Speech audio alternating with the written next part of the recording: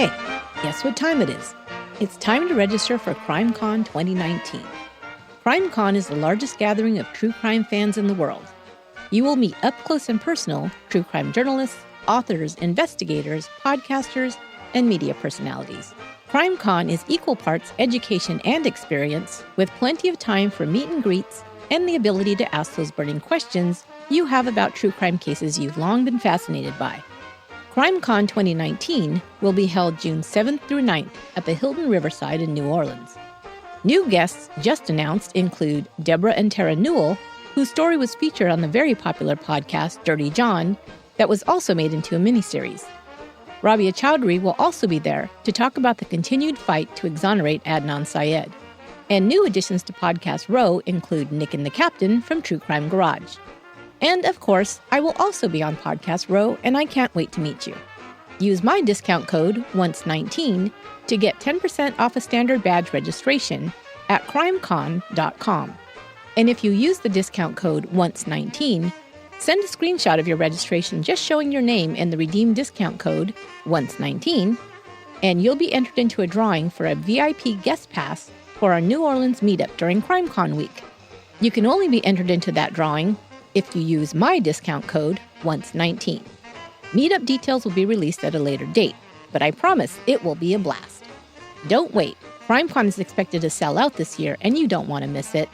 Once again, CrimeCon will be held June 7th through 9th in New Orleans. Register at crimecon.com and get 10% off a standard badge when you use discount code ONCE19. And I'll see you there.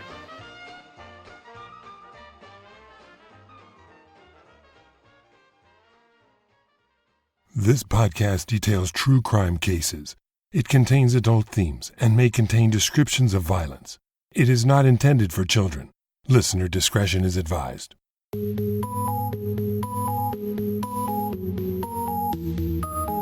Thank you for joining me for today's episode of Once Upon a Crime.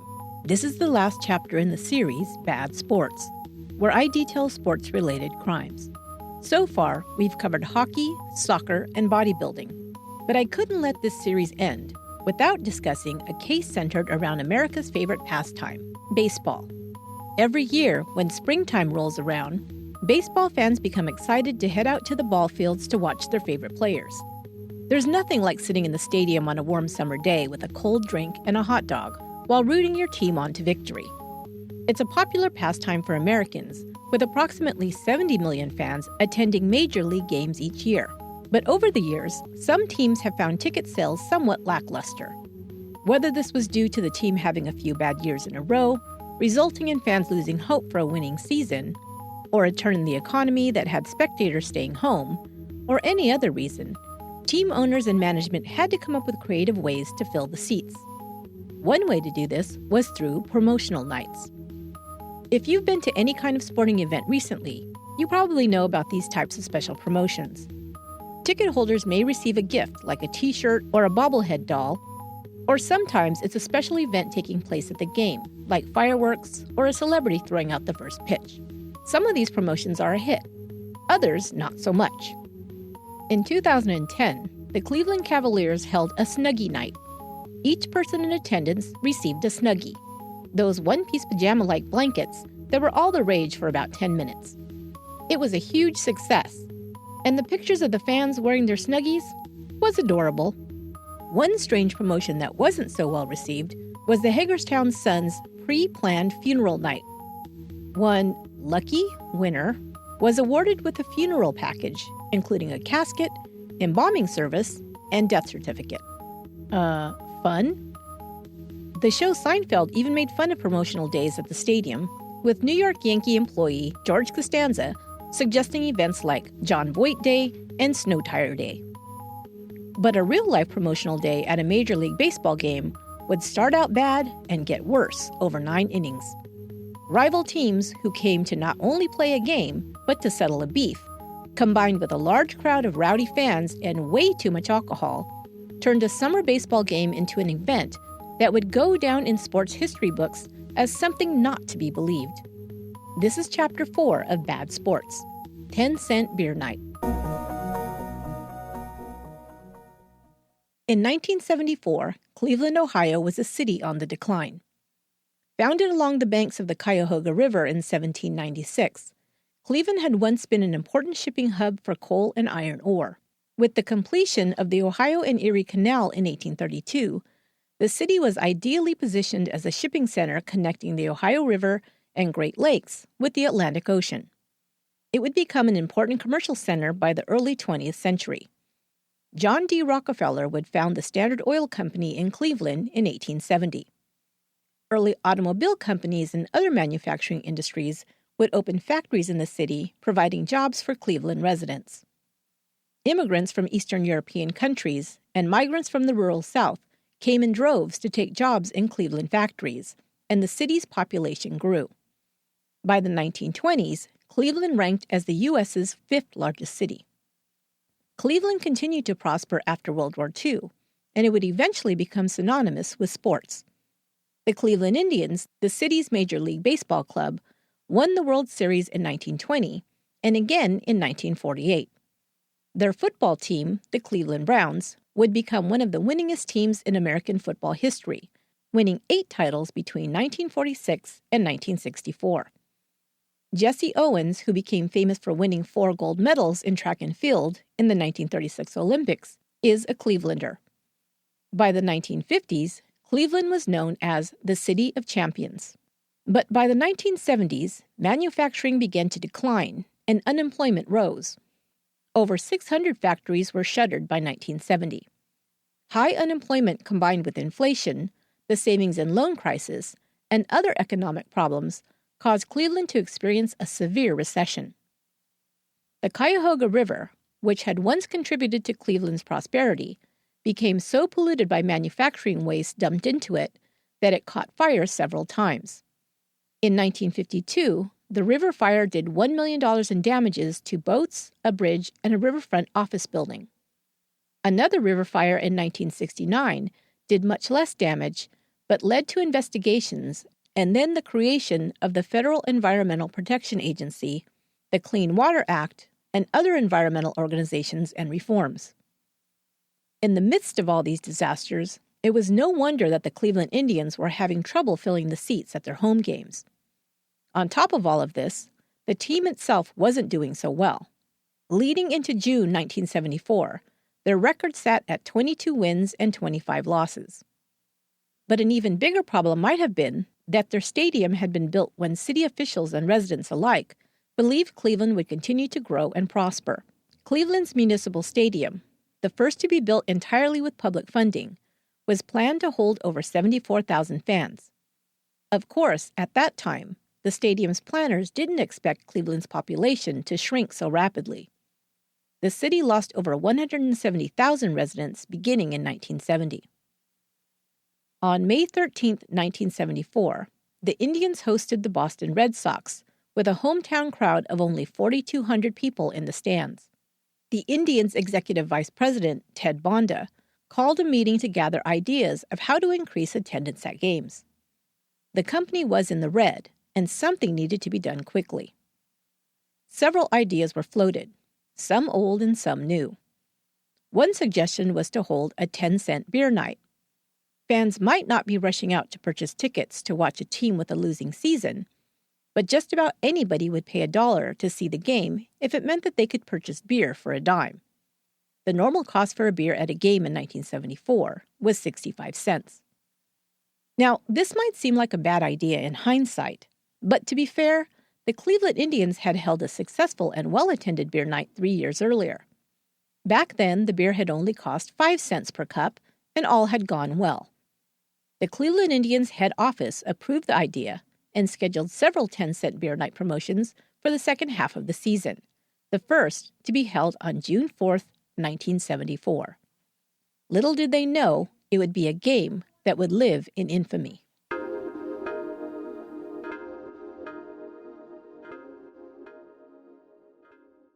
Today's episode is brought to you by Hask. Hask offers high-performance hair care formulas at a cost you can afford. Hask is all about second-day hair, and its new collection of Hask dry shampoos are my very favorite hair care products right now. Hask offers 4 lightweight dry shampoos: Biotin for thicker hair, coconut for nourishing your hair, charcoal and citrus to purify and detox your locks, and chia seed for volumizing. All provide long-lasting absorption that leaves your hair fresh and clean. If you need to skip a wash or just want a quick hair pick-me-up, the chia seed formula dry shampoo feels and smells great going on and takes my hair from limp to shiny and bouncy in just a few sprays. It's thebomb.com.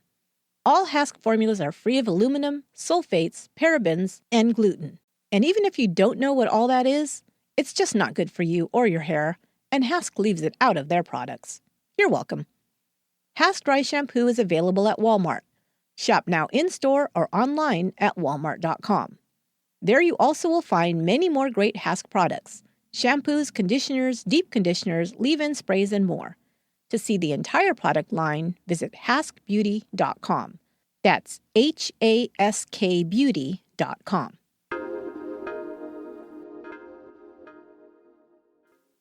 In order to set the stage for what happened on June 4th, 1974, at the Cleveland home game, I must first take you to an away game the Indians played in Texas just a few nights earlier. On May 29th, Cleveland played the Texas Rangers at Arlington Stadium. The night did not go well. Incidentally, the Rangers were holding their own 10-cent beer night that evening, but this did not contribute to the problems that arose. Those were all the players doing. Rangers outfielder Tom Grieve even commented later that it was obvious their beer night drew a large crowd of college students who perhaps came more for the cheap suds than to watch a ball game. At least 1,000 University of Texas at Arlington students attended and loaded up on beer in the 9th inning. Of course, now, most ballparks cut off their beer sales at the end of the 7th inning. But back then, that wasn't a rule. And Grieve remembers seeing the students sitting in the right field seats long after the players had left the field for the night, enjoying their beer until the stadium lights were finally shut off. The problem between the players began in the bottom of the 4th inning, with the Rangers up to bat and 2 men on base. The next batter hit a double play ball to the Indians' third baseman, who stepped on the base at third and then threw the ball to second to tag out Lenny Randle. But Randle slid hard into Rangers' second baseman, Jack Brohammer. The Indians retaliated at the bottom of the 8th, with pitcher Milt Wilcox throwing behind Randle's legs. Randle finally bunted, and Wilcox fielded the ball and tagged Randle out. Randle hit the pitcher with his forearm on his way to first base. The first baseman, John Ellis, then punched Randle. Now both teams swarmed onto the field and began fighting one another. The fight was quickly broken up by the umpires, but on the way back to their dugout, Ranger fans began pelting Cleveland players with food and cups of beer. Catcher David Duncan was held back when he attempted to jump into the stands to duke it out with the fans. Even so, nobody from either team was ejected from the game, and it continued on, with the Rangers winning by a score of 3-0. This might have been the end of things, except for a couple of large egos, or mouths, depending on how you look at it. The Rangers were scheduled to play Cleveland at their home field the following week. Right after the game, a reporter asked Rangers manager Billy Martin, "Are you going to take your armor to Cleveland?" To which Martin, always an outspoken one, replied, "Nah, they won't have enough fans there to worry about."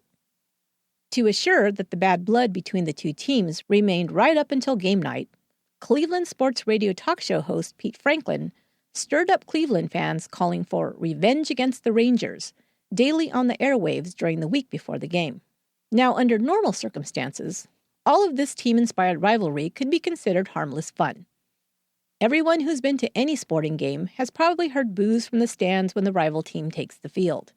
But this isn't considered any real threat to players. It's just all part of the competitive spirit.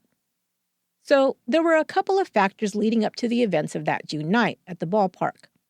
A group of amped-up fans at a game against a rival team who'd very recently brawled with their hometown boys, a community deeply affected by the economic downturn and in need of a diversion to escape their troubles for an evening, and unlimited cheap alcohol that would add fuel to the fire. Some theorized that even the weather, unseasonably humid for early June, and the fact that there was a full moon on June 4th contributed to the insanity. Have I set the stage enough? Are you intrigued and ready to hear this ridiculous story? Okay, then hang on to your hats.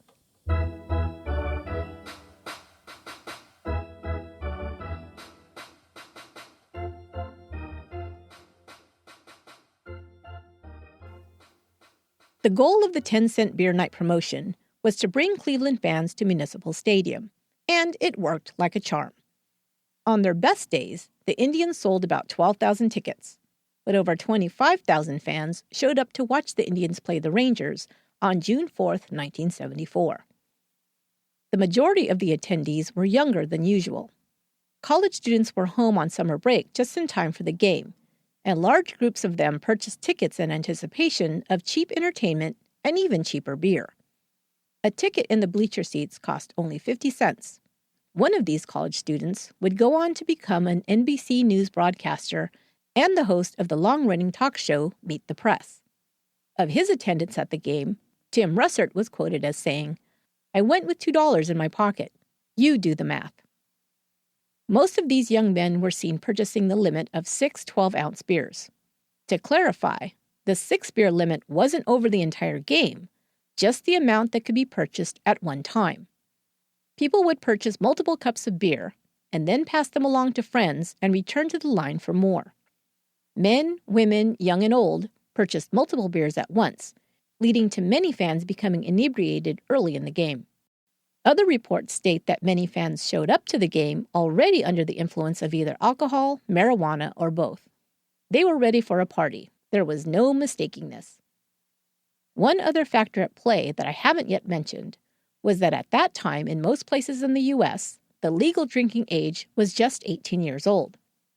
Now 21 is the legal age in the U.S., but the laws didn't change in most states until the 1980s as a response to an increase in drunk driving accidents.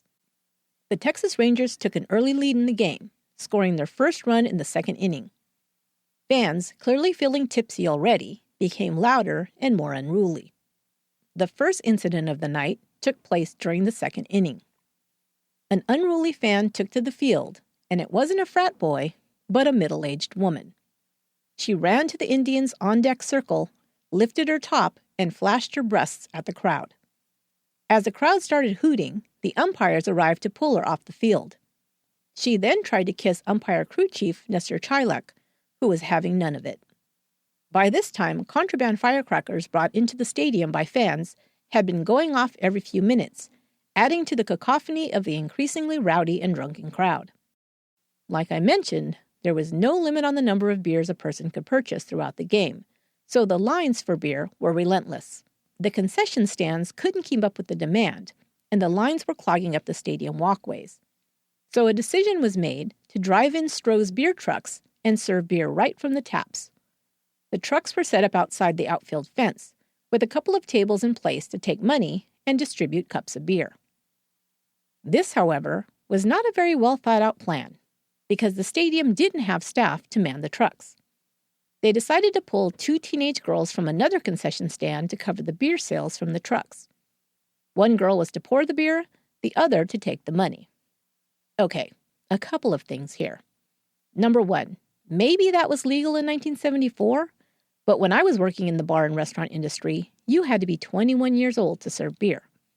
Maybe in 1974, you could serve beer at 18, but I believe these girls were even younger. So now you have 2 young girls serving beer to a bunch of drunk baseball fans. What could go wrong? Before long, the girls were overwhelmed by the rowdy crowd and simply abandoned their post and left. Now, with nothing stopping them, fans began pouring their own beer. Some didn't even bother with the cup, pouring beer directly from the hoses attached to the taps into their mouths. 10-cent beer night now became free beer night, at least in the outfield. And this was only the 3rd inning. By this time, the Rangers had a sizable lead in the game. In the 3rd inning, they scored their 2nd run, and by the 4th, the score was 3-0. Tom Greaves scored his 2nd home run and was just approaching third base when the first streaker of the night made his debut. In the 1970s, streaking, or taking off all your clothes and running through a public place, often while flashing a peace sign, was a thing. Why? I really don't know. It just was. Ask your parents. If you remember, I told you of another streaking incident in episode number 80. That occurred at the Oscars in front of live television cameras. The first of the 10-cent beer night streakers, and there would be many, ran out of the stands and into left field. Apparently, a security guard saw him starting to disrobe and tried to reach him before he jumped over the fence. Perhaps this is why he was seen running nude through left field, still clad in one sock. He then, and this pains me to say this, slid into second base. Ouch. He was still able to run past the stands and kept going out of the stadium, or wherever he ended up. He was never caught. I hope he had a backup change of clothes stashed somewhere because the pile of clothes he came with stayed in the stands. The Indians were up to bat in the fourth, and they desperately needed a hit. LeRon Lee hit a line drive to pitcher Fergie Jenkins, who caught the ball with his stomach. Fergie fell in pain, and the Indian fans began clapping and cheering, calling out, "Hit him again! Harder!" The Indians finally scored a run in the fourth inning. Now, between every inning, 20 to 30 people would run onto the field, some naked. Umpires did all they could just to keep spectators off the field. In the fifth inning, a father-son team jumped the fence, dropped trow, and mooned the Rangers' outfield. More hoots and cheering came from the fans, and the umpires, once again, went into action to round up the offenders. That had to be a proud day for that family. Now, along with firecrackers, people brought out cherry bombs. One was lobbed into the Rangers' dugout. The umpires had to evacuate the bullpen for the visiting team's protection. One reporter described the antics of the crowd as, quote, "a night of blatant stupidity," unquote. More fans began to scurry onto the field, most likely emboldened by the fact that there was no way the security guards could keep up with the crowd. There were only 50 security guards to monitor over 25,000 fans. No additional backup had been brought in for the game, and now it was too late. The drunkenness of the crowd was clearly evident at this point. When one or two people would jump from the stands and run through the field while being chased by security, the rest of the crowd would cheer and encourage the runners. Those runners would then quickly jump back into the stands, where they'd receive high fives and even hugs from total strangers, before sometimes being carted away hand over hand by scores of fans. Kind of like a reverse stage dive. Crazy. An Indians batter was called safe on third in the fourth inning, and Billy Martin argued with the umpire over the call. This, as you can imagine, was all the already out-of-control fans needed to take things to the next level. Billy Martin was no stranger to controversy, and not shy about voicing his opinions, loudly. As he strode out to third base yelling about the call, fans began throwing full cups of beer at him. Martin then exacerbated the situation when on his way back to the dugout, he faced the crowd and blew kisses at them. Now the crowd began throwing anything within reach onto the field. A hail of beer cups, hot dogs, rocks, and even batteries taken from portable radios littered the field. Rangers first baseman Mike Hargrove would later report that he'd been pelted with 20 to 30 pounds of hot dogs. He was also nearly hit by a half-full gallon jug of Thunderbird wine. An announcement was made over the stadium's PA system that said, "Please do not throw anything onto the field," which was met as you might expect. More beer, food, and garbage flew from the stands, halting the game until it could be cleared by ground crews. A Sisyphean task. And yet, the game continued. Another woman jumped out of the stands and began waving to the crowd. Perhaps remembering the entertainment from inning 2, the crowd encouraged her to strip. She did not, but when ushers arrived to escort her off the field, she attacked them. She was brought to the ground, and the crowd began booing and screaming, "Police brutality." Now exhausted by trying to keep up with all the shenanigans on the field, the umpires pretty much gave up chasing the streakers and concentrated on those who were a bigger safety concern. Streakers bounced out of the stands and leisurely stripped in left field before running off once again. The pile of clothes in the outfield grew larger. Of course, this served to amp up the crowd even more. Then the fans began to dismantle the stadium. Padding on the left field wall was pulled off in large chunks. The grounds crew had to abandon trying to keep up with the litter on the field to try and save the rest of the wall. The security teams and umpires worried that pieces of the dismantled wall would be used as projectiles that could harm players or spectators. By the seventh inning, it was clear that the inmates were running the asylum. More rational fans and families with children made a beeline for the exits. Additionally, it was noted that Team Vice President Ted Bonda and other front office executives made their retreat at this time as well. Incredibly, the game continued all the way to the ninth inning. And perhaps even more incredibly, the Indians were finally able to rally from behind to tie up the game in the bottom of the ninth. The score was 5-3 when the Indians scored 2 runs to tie the game. It became very obvious that the fans left in the stands at this point were no longer there for the game, if they ever were. The game was tied up at the bottom of the ninth, with the Indians at bat, and the winning run on second base, when a Cleveland fan would set off a chain of events that would bring the game to a screeching halt. A 19-year-old named Terry Yurkit climbed from the bleachers onto the field and ran up to Rangers outfielder Jeff Burroughs. When interviewed later, Terry said that he was just compelled to try and grab Burroughs' hat. As the cap was flipped off his head, a startled Burroughs turned towards Terry and either kicked at the young man or got tangled up in his own feet, or both, and stumbled. Billy Martin and the other Rangers players saw the man approaching Burroughs, but the field sloped in such a way that it was impossible to see below the outfielder's knees while standing at the dugout. Burroughs fell out of sight, and Martin, believing his outfielder was being attacked, sprang into action. "Let's go get him, boys," Martin said, and ran to the outfield, bat in hand, followed closely by his players. When they reached Burroughs, they found him unharmed, but they now had a bigger problem. The sight of the uniformed Rangers striding onto the field like the 300 caused the fans to also pick up arms and descend onto the field. Brandishing chains, rocks, and clubs made out of pieces of stadium seats, over 200 angry drunk fans confronted the 25 Texas Rangers. Even as the already greatly outnumbered players tried to fight off the crowd, more people began jumping out of the stands to join the brawl. Others hurled bottles and other debris from the stands. The Indians manager Ken Aspromonte saw the Rangers becoming overwhelmed by the crowd and sent his own players onto the field in defense of the other team. But by this time, the crowd was in a frenzy. Fists were flying along with objects at whoever was in front of them. Fans were assaulting their own ball team, along with the Rangers, and even each other. A full-scale riot had erupted in Municipal Stadium. All the while, the ballpark's organist continued playing, and sportscasters Joe Tate and Herb Score kept calling the play-by-play on the field. Tom Hilgendorf has been hit on the head. Hilgi is in definite pain. He's bent over, holding his head. Oh, this is an absolute tragedy. Absolute tragedy.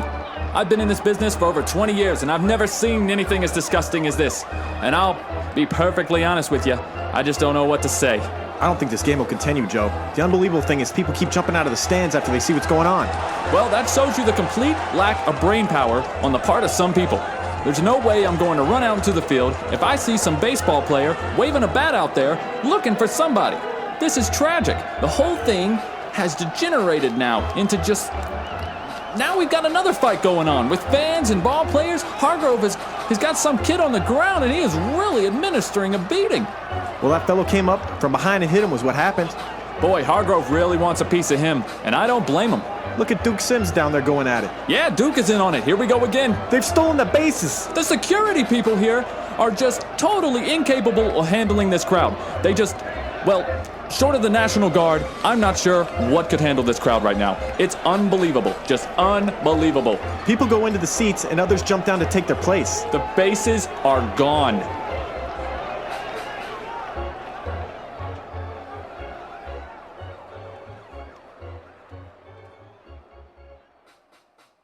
Yes, 3 bases were literally stolen off the field. They were never recovered. Umpires and security guards first prioritized getting the players and managers out of the stadium and to safety as quickly as possible. Martin and Aspromonte led the players, some injured, out of the dugouts and through the connecting tunnels. Once the players were off the field, some of the crowd dispersed, but others remained, who now turned their attention to the ball fields and stadium. They began stealing not just the bases, but the stadium seats and anything else they could pry loose. The pandemonium continued for another 30 minutes, with Cleveland police arriving in force to disperse the crowd. The stadium lights were shut off, which seemed to shoo off the last of the rabble-rousers.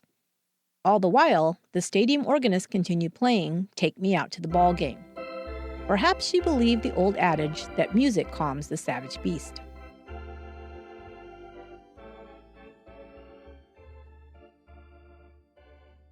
Indians reliever Tom Hilgendorf was struck in the head with a chair and taken off the field bleeding, as was an umpire. Head umpire Nestor Chilek had already been cut in the arm by a thrown rock when a hunting knife landed just near his leg, blade down. He then made the decision to forfeit the game and run for safety. Dozens of fans were injured in the melee as well. Reporter Dan Coughlin was either brave or foolish as he attempted to interview fans during the riot. He was punched twice in the face for his trouble. Other reporters had hightailed it into the security of the locker rooms where they recorded team managers' reactions. Billy Martin said he thought Burroughs was in danger when they ran onto the field. Maybe it was silly of us to go out there, but we weren't about to leave a man on the field unprotected. It seemed that he might be destroyed. Aspromonte was angry and characterized the night's events as the decline of civility. It's not just baseball, he said. It's the society we live in. Nobody seems to care about anything. We complained about their people in Arlington last week when they threw beer on us and taunted us to fight. But look at our people. They were worse. I don't know what it is, and I don't know who's to blame, but I'm scared. Umpire Chilek was even more enraged after attempting to control the mob all night and then witnessing events descend into chaos. Animals. You just can't pull back a pack of animals. When uncontrolled beasts are out there, you gotta do something. The final tally of 10-cent beer night was 60,000 beers sold, 19 streakers, 7 emergency room injuries, 9 arrests for disorderly conduct, and 3 bases stolen.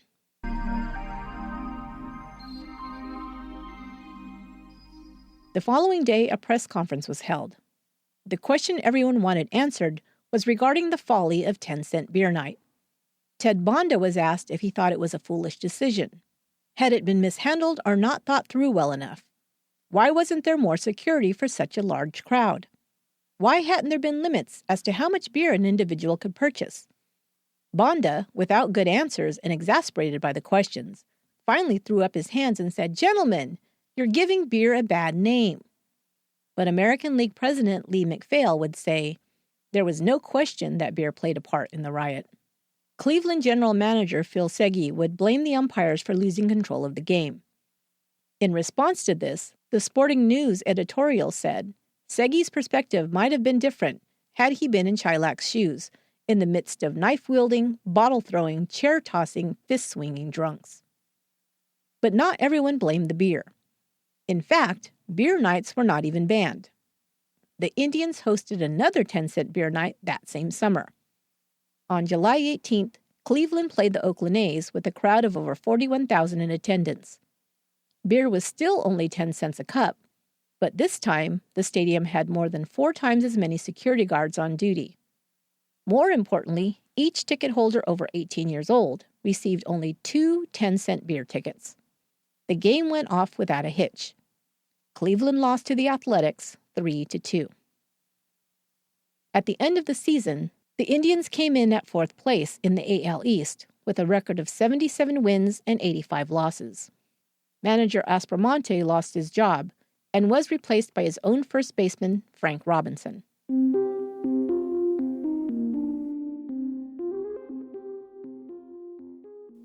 The fiasco that was 10-cent beer night in Cleveland has gone down in the history books. This surely was an example of a perfect storm of circumstances colliding to create one hell of a mess. If there had been less bad blood, or more security, or certainly less alcohol, it would have just been any other ballgame. But as it stands, Clevelanders now wear the history of that night as a sort of badge of honor. Attend any home game at their new stadium, Progressive Field, and you'll see fans wearing replica 10-cent beer night t-shirts and hats. Cleveland has bounced back from its low point in the 1970s and 80s. In the late 1990s, the city reinvigorated itself as a world-class hub of sports and entertainment venues. The Gateway Sports and Entertainment Complex, opened in 1994, now houses not only the 35,000-seat Progressive Field, but also Rocket Mortgage Fieldhouse, where Cleveland's NBA basketball team, the Cavaliers, plays. In 1995, the Rock and Roll Hall of Fame and Museum was opened in downtown Cleveland. In 2007, Cleveland was dubbed the Comeback City. And the Cleveland Indians? Well, in 2016, they returned to the World Series, the first time since 1997. They played against the Chicago Cubs, who hadn't been in the series since 1945. The Indians took a 3-1 lead, but the Cubs rallied back, winning the final 3 games in the series, 4-3. In 2017, the Cleveland Indians set a new American League record, winning 22 games in a row. On September 8th of that year, they won their 100th game of the season, only the 3rd time in history for the team, and ending the regular season with 102 wins. So I guess the point is, never count Cleveland out, because somehow they keep coming back. They're scrappy that way. That will do it for this episode of Once Upon a Crime. What a story, huh? I want to thank Lauren and Michael from the True Crime Guys podcast for playing the part of sportscasters Joe Tate and Herb Score. Thanks, you guys. You rock. Check out their podcast for more great true crime stories. Just look for the True Crime Guys wherever you listen to podcasts. Time to give a shout out to our newest Patreon supporters. They are Dina B, Emily S, Jasmine P, Monica W, Crystal D, Trisha D, Jasmine B, Catherine H, Aaron H, and Saska A. Thanks, you guys. I really, really appreciate your support, and your perks are on their way. This month's random drawing winner from all patrons is Charity Lang from Gladstone, Oregon. Congratulations, Charity. Your prize pack will be sent out to you soon. Thanks to everyone for coming back week after week and listening to my true crime stories.